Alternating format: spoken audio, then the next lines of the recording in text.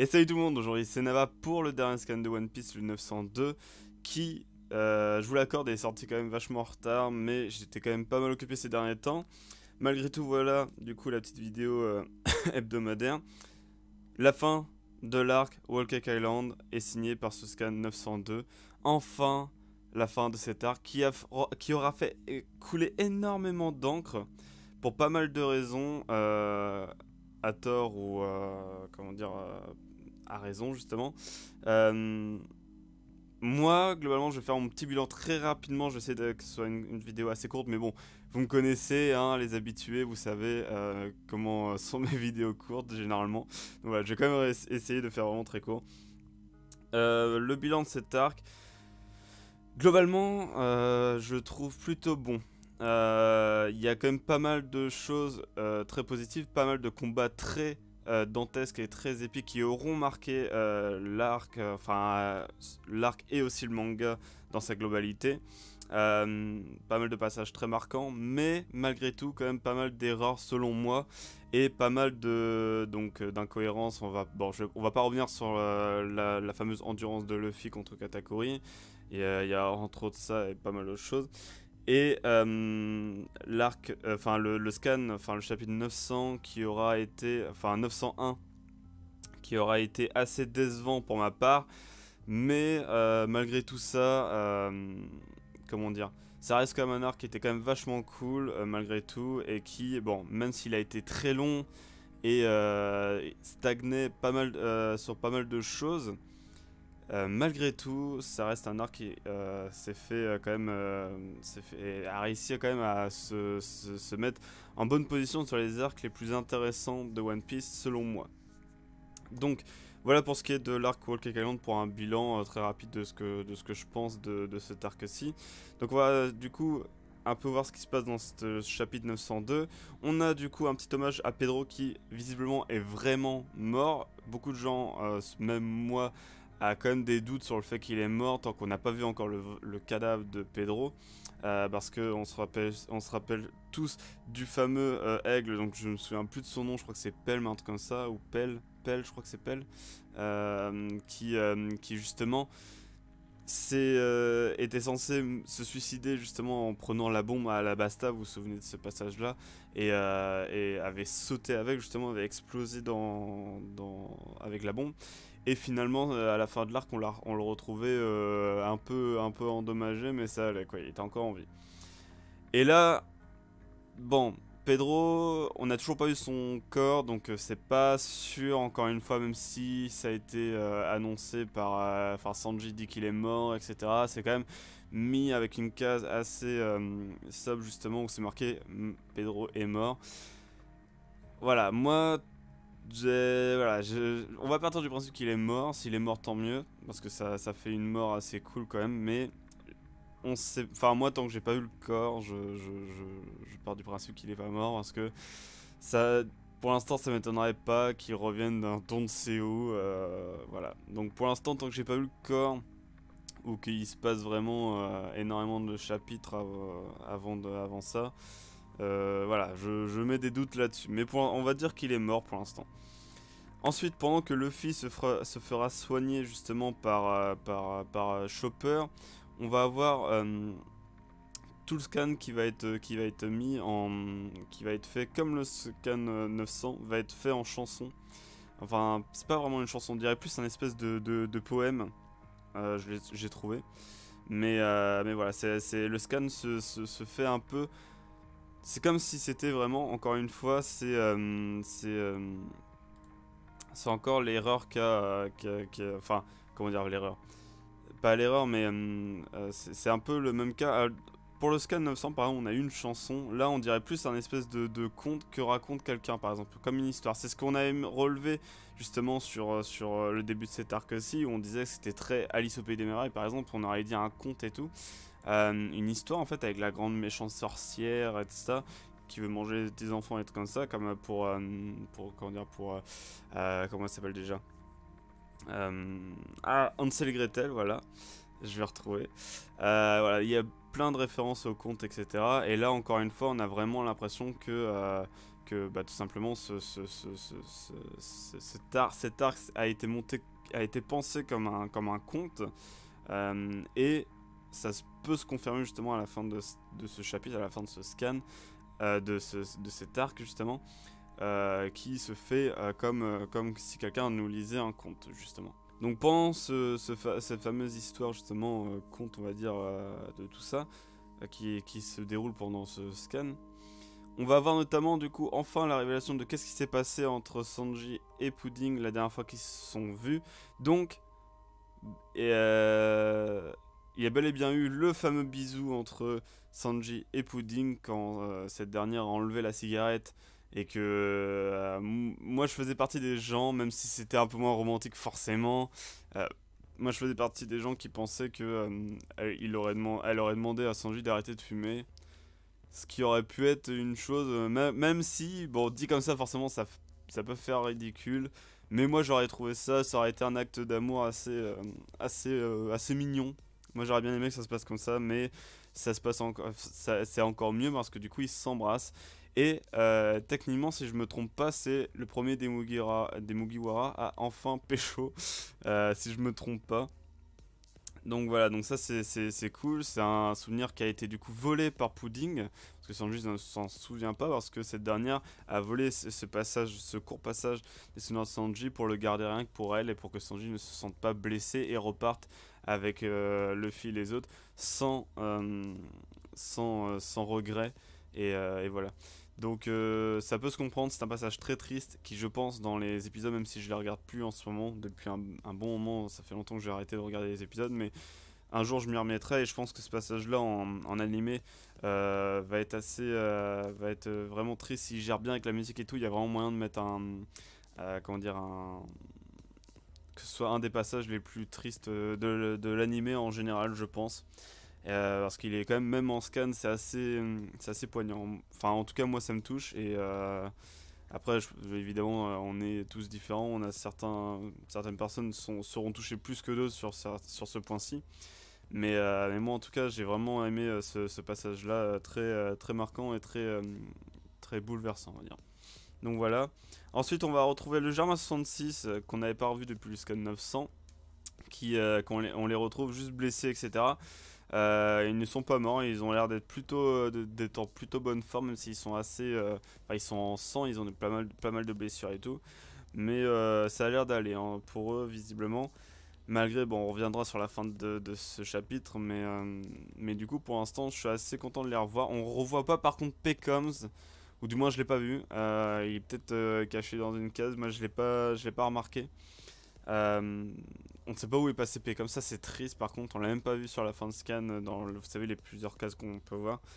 Je sais pas où il est passé, c'est quand même très triste, parce qu'au final il aura pas servi à grand chose à part peut-être aider très rapidement le fait, il y a encore, pour sortir du monde du miroir, parce qu'on l'a même pas vu se changer en sous-longue, etc. Donc c'est assez dommage pour ce qui est de Pecom. Pour partie comme ça, on risque pas de le revoir, parce que là, je pense le prochain chapitre se déroulera à la rêverie. Je pense qu'il y aura pas vraiment de chapitre de transition. Je pense que ça va vraiment passer sur la rêverie. Après, on reverra ça plus tard. Ensuite, le passage très intéressant de ce chapitre 902, c'est le passage de Brûlé et Katakuri, et notamment le passage du passé de Katakuri. Qui est très cool, vraiment très cool, et c'est, je pense, le passage que tout le monde aura retenu avec le fameux passage de Pudding qui aura volé les souvenirs de Sanji quand ils se sont brassés. Je pense que c'est ces deux passages-là qui seront très marquants dans ce chapitre, en tout cas pour ma part. Le passé de Katakuri, on l'apprend, on sait notamment comment Brûlé a reçu cette fameuse cicatrice, parce que c'est vrai enfin moi je me suis jamais posé la question de comment elle a reçu cette cicatrice là, et effectivement elle a reçu cette cicatrice à cause de Katakuri indirectement, car en fait à l'époque, quand il était plus jeune, on sait que Katakuri était on avait déjà vu ça dans des flashbacks, était très rejeté par les autres à cause de sa face. Mais à l'époque, ça le dérangeait pas plus que ça, même si, bon, à l'intérieur de lui, ça le blessait parce qu'on se moquait de son physique. Évidemment, ça ne plaît jamais aux gens quand on se moque de leur physique.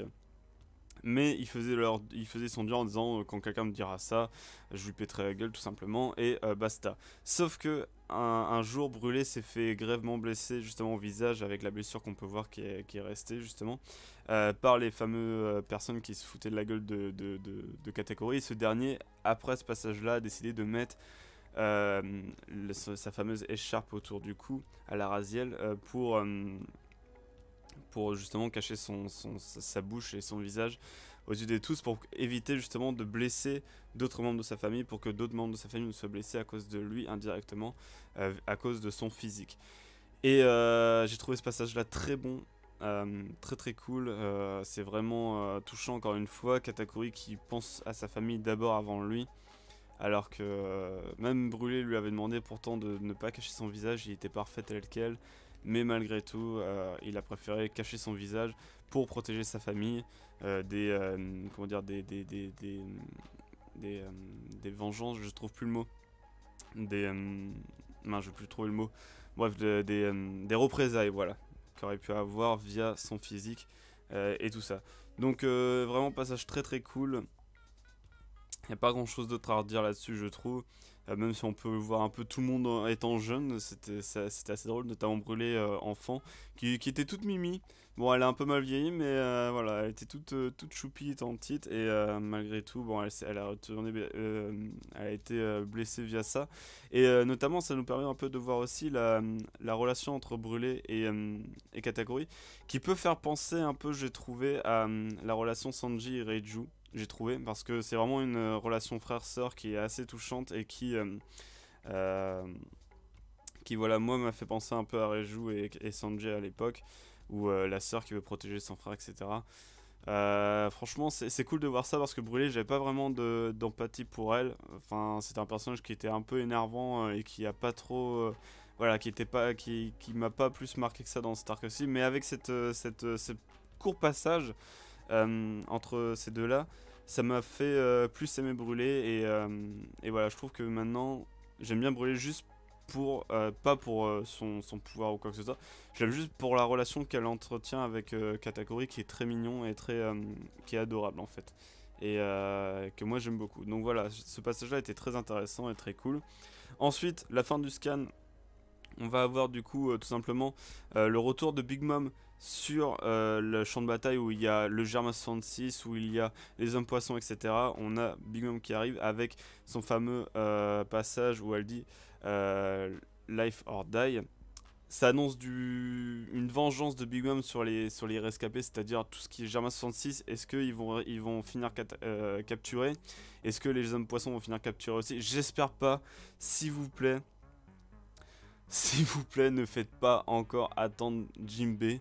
Parce que, voilà, j'en ai marre d'attendre Jinbei. Mais enfin, il était arrivé sur le bateau. Enfin, il avait retrouvé Luffy. Enfin, il allait partir avec les chapeaux de paille. J'en ai déjà parlé la semaine dernière lorsqu'on avait parlé du scan 901 où j'étais pas d'accord que Jinbei reparte pour rester avec ses hommes. Même si dans l'idée je comprends ce que veut faire l'auteur, mais il y en a marre, ça fait depuis Marineford qu'on attend que Jinbei rejoigne l'équipage. Enfin enfin pas vraiment Marineford mais plus fin Marineford, plus début des hommes poissons et île des hommes poissons. On attend que Jinbei arrive sur le bateau à rejoindre l'équipage de Luffy. Bon, c'est acté maintenant, il fait partie de l'équipage, mais il n'est pas encore. Il ne reste pas avec les Mugiwara, il va encore partir, on va pas le voir pendant un bon moment, je pense. J'espère qu'il ne va pas être capturé, j'espère qu'il va très vite revenir et que je me trompe sur le fait qu'il va être absent pendant un long moment parce que j'en ai marre, j'en ai marre d'attendre Jinbei. Je pense que je suis pas le seul. J'espère ne pas être le seul sur ce cas-là parce que franchement, Jinbei, depuis le temps qu'on veut qu'il soit avec les Mugiwara, j'ai envie qu'il reste enfin avec eux et qu'on passe un moment tranquille sur le bateau avec Jinbei, Luffy et tous les autres. Voilà, j'ai envie d'avoir un passage tranquille avec Jinbei. J'espère que ça va arriver bientôt parce que déjà ça m'avait énervé la semaine dernière. Mais le fait de voir Big Mom arriver en mode vénère avec sa fameuse formule qui permet d'enlever les âmes ou je sais plus trop quoi, d'enlever les points de vue, etc. On sait que Jinbei est immunisé entre guillemets face à Big Mom parce qu'il faut avoir peur de Big Mom pour que ça marche. Mais on sait jamais avec l'auteur, peut-être que Jinbei pour un court instant, pour ses hommes ou un truc comme ça, aura peut-être peur, je ne sais pas. Mais, j'espère que dans tous les cas, il va pas être capturé ou je ne sais quoi, parce que franchement, ça m'énerverait que Jinbei reparte. Je ne fais pas partie des gens qui pensent qu'il va mourir, parce que ça m'étonnerait que Oda nous ait fait patienter autant de temps pour que Jinbei, en plus ils nous le disent dans le scan 901 que Jinbei fait vraiment partie des Mugiwara, parce qu'il y a la fameux passage Jinbei Luffy où Luffy avec sa cape et tout parle à Jinbei en disant ouais je suis ton capitaine maintenant, donc voilà, c'est la preuve que Oda nous confirme qu'il fait partie de l'équipage. Donc voilà, on sait que maintenant Jinbei est 100% membre des Mugiwara, en plus avec le fait qu'il a quitté l'équipage de Big Mom également, montre bien ce point là. Mais j'espère que tout ça n'aura pas servi à rien entre guillemets, pour juste qu'au final Jinbei se sacrifie avec son ancien équipage et tout ça et qu'on le revoit plus jamais. Ça me ferait bien chier, ça me mettrait bien les boules. Non pas parce que ce serait une mort juste, comment dire, touchante ou quoi, même ça me dérangerait pas qu'il meure en soi, mais ça me ferait chier juste parce que ce serait juste tout ça pour ça, entre guillemets, avoir fait, encore une fois, hein, tout ça pour ça, entre guillemets, parce que enfin je sais pas, nous faire teaser depuis Marineford, voire voilà, on va dire le fin des hommes poissons, l'île des hommes poissons, fin de cet arc-ci, jusqu'à maintenant nous faire teaser l'arrivée de Jinbei pour qu'au final il se sacrifie pour ça. Franchement ça me hein, je suis pas du tout d'accord là-dessus. Donc ça m'étonnerait beaucoup que Oda nous fasse tuer Jinbei maintenant. Plus tard, pourquoi pas, mais maintenant ça m'étonnerait grandement. Donc voilà. Ensuite, bon, on va terminer là-dessus. Le scan se termine avec un beau passage où t'as, bon, en gros, ça marque le retour de Sanji et marque aussi la fin de Wokek Island avec, du coup, on a Zeph et Sanji côte à côte qui servent à manger, qui est un passage très cool. Et donc voilà, ça marque la fin de l'arc Wokek Island qui aura été très long. Donc voilà, c'est tout ce que j'avais à dire pour ce chapitre-ci. La semaine prochaine, je pense, avec grand max, on aura peut-être un scan de transition avec sûrement le journal, encore une fois. J'ai très hâte de voir ce qui va se passer, comment la prime de Luffy aura augmenté, parce que je pense clairement que Luffy va encore avoir sa prime augmentée, parce qu'il a quand même affronté un Yonko et a réussi à s'échapper de tout ça. Même si, comment dire, on peut imaginer que que sa prime n'aura peut-être pas augmenté tout de suite, mais que dans le journal, on aura peut-être en gros titre Luffy, peut-être, enfin, prétendant de futur roi des pirates. Vraiment, le fait que ce soit marqué en grand dans les journaux symbolisera quelque chose, va vraiment faire bouger la marine, etc. Sur le fait que vraiment, si Big News marque ça dans un journal en marquant en gros Luffy, prétendant des futurs rois des pirates, etc. Enfin, gros prétendant à ces places-ci. Je pense que voilà, ça marquera les choses. Pas forcément tout de suite une prime qui va augmenter, mais je pense que ça peut attendre un tout petit peu. Le fait qu'il y ait cette annonce-là et tout va faire augmenter encore plus sa prime et tout. Surtout qu'il a combattu Katakuri qui a une prime d'1 milliard, etc.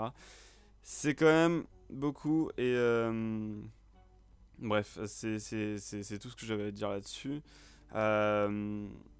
Voilà, donc je pense que la semaine prochaine, on aura peut-être. Soit ça partira directement sur la rêverie, parce que la rêverie en elle-même sera un arc de transition, même s'il sera, je pense, très très intéressant. On va notamment revoir Vivi, etc. Donc, même si ça va être un arc, pour moi, ce sera plus un arc de transition qu'autre chose. Enfin, attention, ne dites pas que je m'attends à ce que ce soit un arc de merde, mais faudra le voir comme ça. Il n'y aura pas de gros affrontements ou quoi, mais ce sera surtout un arc d'information, etc., qui va nous hyper pour pas mal de choses, je pense. Et je pense que ça me choquerait pas qu'on passe directement à la rêverie. Début de la rêverie. Grand max, il y aura peut-être un scan de transition entre Wokek Island et la rêverie. Vraiment, grand max 1, je pense que 1 suffit pour mettre en place la rêverie. Et qu'on va directement passer à la rêverie, parce que je vois pas Oda nous faire encore patienter 5 scans de transition par exemple pour aller à la rêverie. Ça me paraîtrait beaucoup. Donc je pense que soit la semaine prochaine sera directement le début de la rêverie, soit ce sera un petit arc de transition et ensuite dans 2 semaines on aura le début de la rêverie. grand max je pense. Donc voilà, c'est tout ce que j'avais à dire pour ce chapitre. Encore désolé du retard, pareil My Hero Academia épisode 3 va arriver dans la journée si j'ai le temps de la tourner, la vidéo. Mais voilà, donc ne vous inquiétez pas, ça arrive. J'ai un peu de retard, je sais. Mais voilà, il faut comprendre, j'ai du boulot derrière aussi. Donc voilà. Désolé encore du retard, j'espère que ça vous aura plu. N'hésitez pas à commenter, à liker la vidéo, etc. Je vous dis à la semaine prochaine les gens pour le prochain scan de One Piece. D'ici là, portez-vous bien et je vous dis salut.